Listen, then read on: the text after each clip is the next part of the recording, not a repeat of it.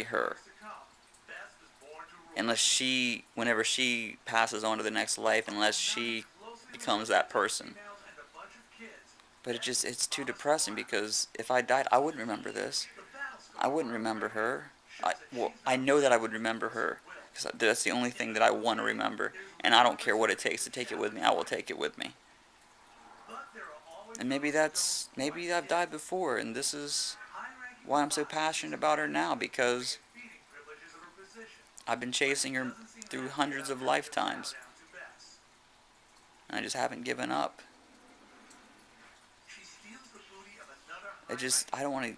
If it is a repetitive cycle where it just happens over and over again, and it's like putting the carrot in front of the donkey, and it just gets it to turn the wheels, to power the machine, then I have to do something to stop that. Because I don't want her for any selfish reasons. I don't want her because I want power. I don't want her because it makes me feel good. I don't want her because it satisfies anything specifically. Those are just products of us being together. Those are perks. What I want from having her is completion in both of her and my life. I want to be whole. That's all it is. That's not selfish. That's just I want basic existence. That's all I want. And that's why I just feel like I wasn't asking for a whole lot, because I didn't care if I had a fancy car. I didn't care, if I had a two-story house. I just wanted her.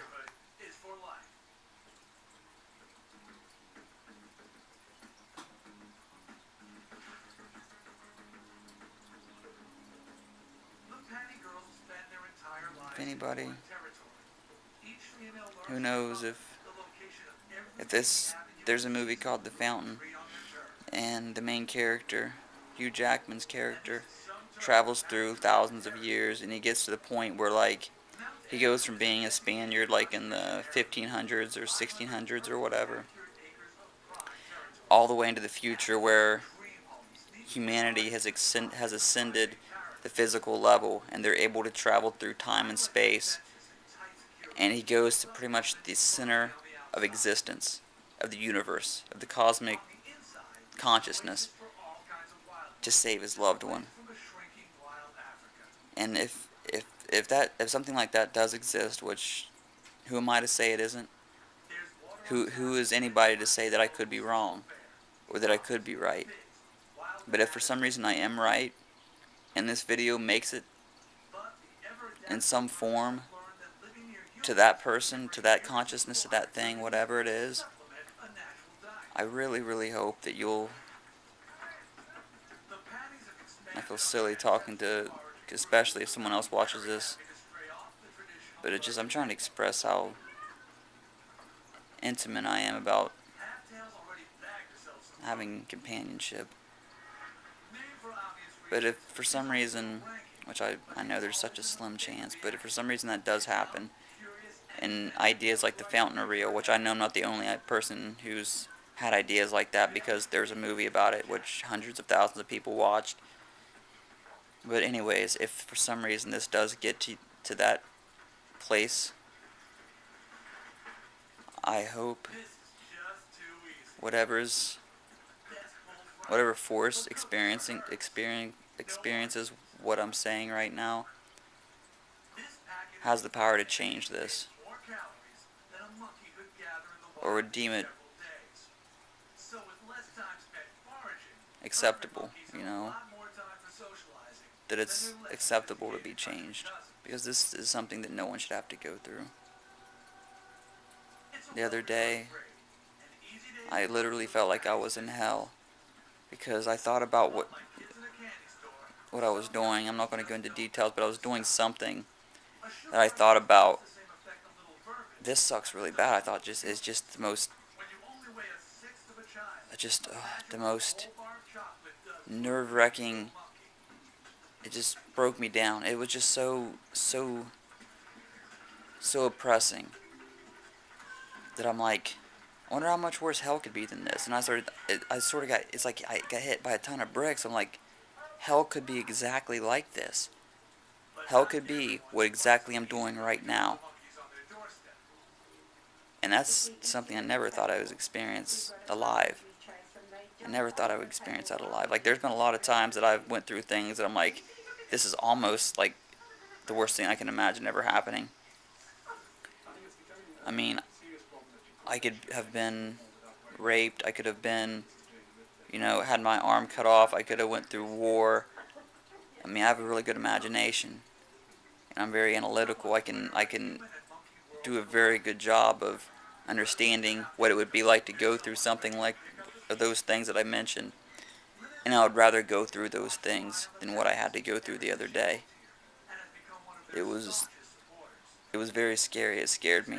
It scared me to the point that I really thought that I knew I wasn't in hell, but I knew that hell could be that. Hell could be exactly what I was doing. It was obviously a powerful moment for me. Obviously.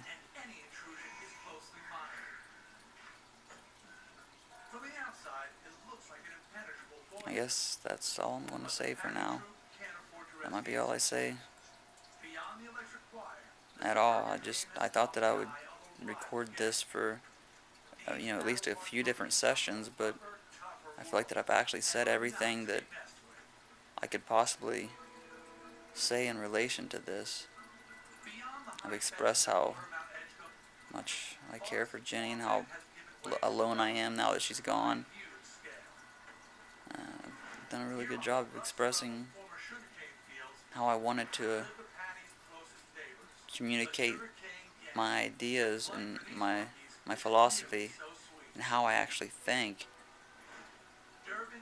to this one session too. And that's pretty much all I wanted to do. And feel like I'm not as alone as I am, which that's also helped. But now I'm going to go ahead and turn it off, and I will go back to being more lonely. But Jenny's going to come hang out with me tomorrow. We're going to do our Thursday night Survivor show, which she comes over every Thursday, or she tries to. And that'll be the next time I'm not lonely. Or if she texts me, if she sends me a message or calls me.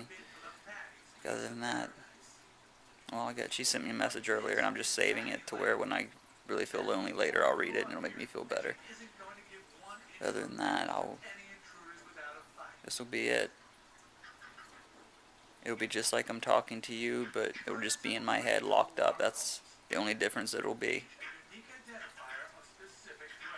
It's pretty strange to think that I've just recorded pretty much what my brain goes through throughout the day whenever I'm alone. I never thought I'd be able to document that.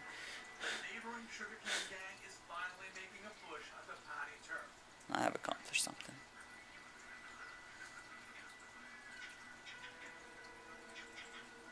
I blank you, Jenny.